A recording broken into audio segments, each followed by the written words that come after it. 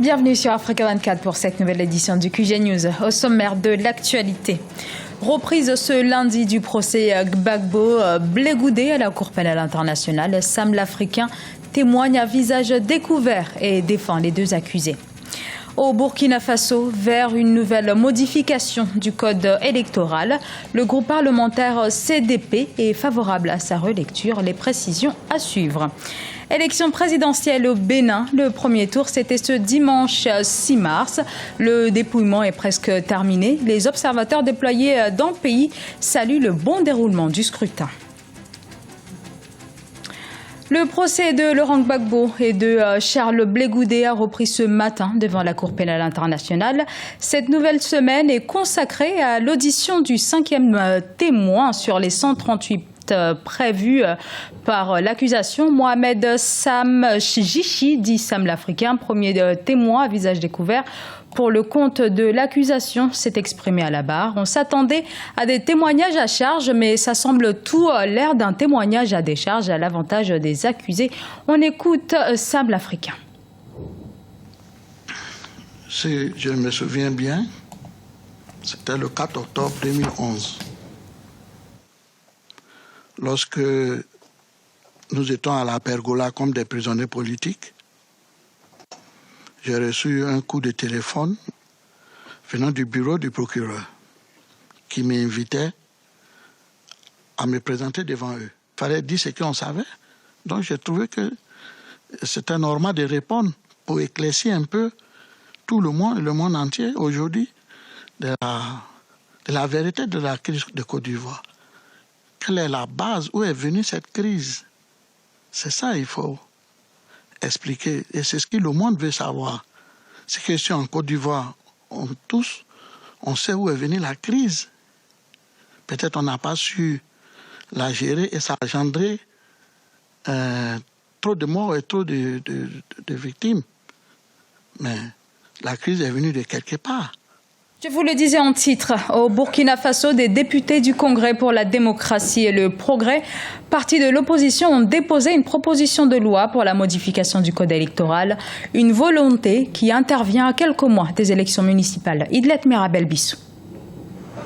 Au Burkina Faso, le Congrès pour la démocratie et le progrès CDP demande la modification du code électoral. Pour rappel, le CDP a déposé le 25 février 2016 une proposition de loi portant modification du code électoral pour que la partie exclusion aux élections municipales de certaines voix politiques soit levée. Le CDP est celui qui est le plus frappé par cette disposition d'exclusion des élections au Burkina Faso, parce que c'est essentiellement ces membres qui ont soutenu le projet de modification de l'article 37 avant 2014. Le Congrès pour la démocratie et le progrès, ex-parti au pouvoir dans son rôle de parti d'opposition, demande aux autorités en place la liberté des membres en prison depuis quelques mois. Les enjeux pour ces municipales sont énormes. Le parti CDP, qui a été au pouvoir pendant près de 27 ans, espère que la levée de cette disposition du code électoral va permettre à tous les partis politiques de se présenter aux élections. Malgré les exclusions à la présidentielle et aux législatives, le parti a encore un certain ancrage politique dans le pays. En témoigne leur score aux législatives de 18 députés, malgré beaucoup de mesures qui les frappaient, dont le gel de leurs comptes. Donc il est fort probable que s'il n'y a pas d'exclusion dans les élections municipales, il se peut que le CDP remporte encore pas mal de communes du pays. 2 ans après l'insurrection populaire d'octobre 2014 qui a contraint le président Blaise Compaoré à l'exil après 27 ans au pouvoir, le pays a organisé des élections présidentielles et législatives. En 2015, le Burkina Faso a tourné une page de son histoire. Les élections municipales du 22 mai 2016 se présentent comme le prochain défi politique au Burkina Faso.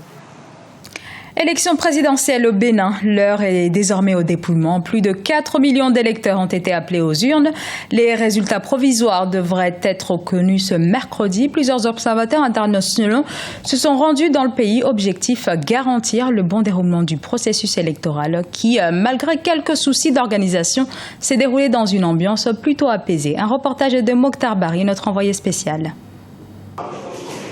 Au Bénin, ce sont 4 746 348 électeurs qui étaient appelés aux urnes ce dimanche pour choisir le successeur du président Boni Yayi. Cette élection a fait l'objet de toutes les attentions de la communauté internationale. Les observateurs électoraux venus d'Afrique, d'Europe et d'Amérique étaient présents à ce scrutin. Le peuple béninois a donné une grande leçon de démocratie à l'Afrique. Les gens sont venus voter, c'était une véritable fête. Je ne sais pas si vous avez fait attention, quand vous parcourez les rues, les parents étaient là avec leurs enfants, parés de leurs plus beaux habits. C'était comme si c'était une fête. Les observateurs ont sillonné les bureaux de vote, vérifié les procédures et discuté avec les représentants des candidats. À la fin du scrutin, ils ont assisté à la clôture des bureaux et au dépouillement. Avant le scrutin, les missions d'observateurs ont rencontré les différents candidats en lice pour les appeler à plus de retenue. Les chefs de mission d'observateurs ont aussi rencontré la commission électorale nationale autonome en charge de l'organisation de l'élection. Comparativement à d'autres pays ou à d'autres moments, il n'y a pas eu de violence verbale tranchée d'un candidat à l'autre. La HAC avait fait circuler, signé par l'ensemble des candidats, ce code de bonne conduite.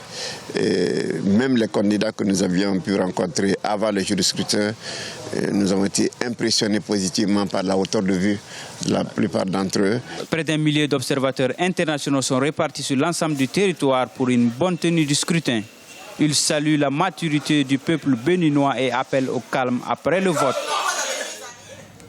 Elle est actrice, réalisatrice, mais également animatrice. Marie-Louise Asseux a une carrière aussi diversifiée que les rôles qu'elle a pu incarner, des rôles qui s'inspirent pour beaucoup du quotidien de la société ivoirienne et africaine de manière générale. Voyez son parcours et ses engagements dans ce reportage d'Idlette Mirabel-Bissou. Est-ce que je peux parler à monsieur? Qu'est-ce que madame a de si important à me dire?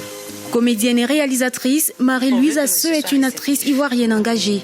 Celle qui défend sans relâche la culture attiée a à son compte plusieurs chefs-d'œuvre dans sa filmographie. Marie-Louise Asseux a fait ses premiers pas dans le théâtre. Du Théâtre National, elle a intégré la troupe Le Soleil de Cocody. Depuis, elle a joué dans plusieurs troupes. Du haut de ses 28 ans d'expérience dans la comédie qu'elle affectionne, elle raconte ses premiers pas dans le métier qui a dévoilé son génie au grand jour.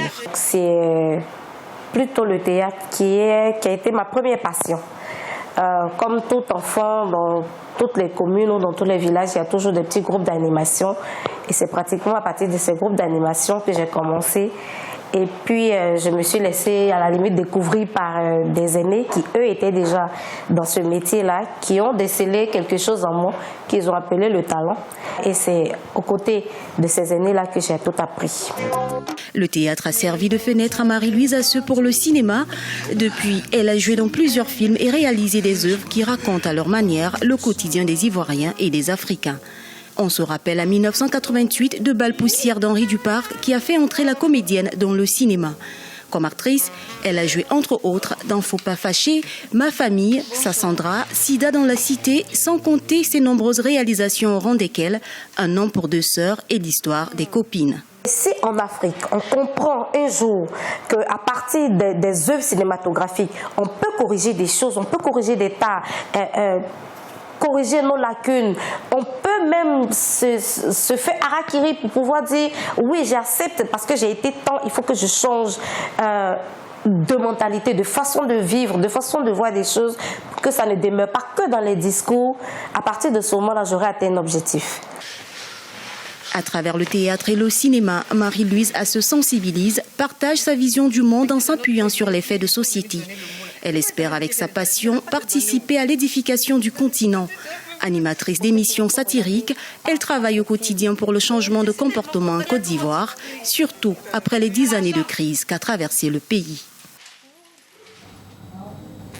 Ce journal a été réalisé par l'ensemble de la rédaction. Nous vous remercions pour votre fidélité. Dans un instant, une nouvelle édition de l'actualité sur Africa 24.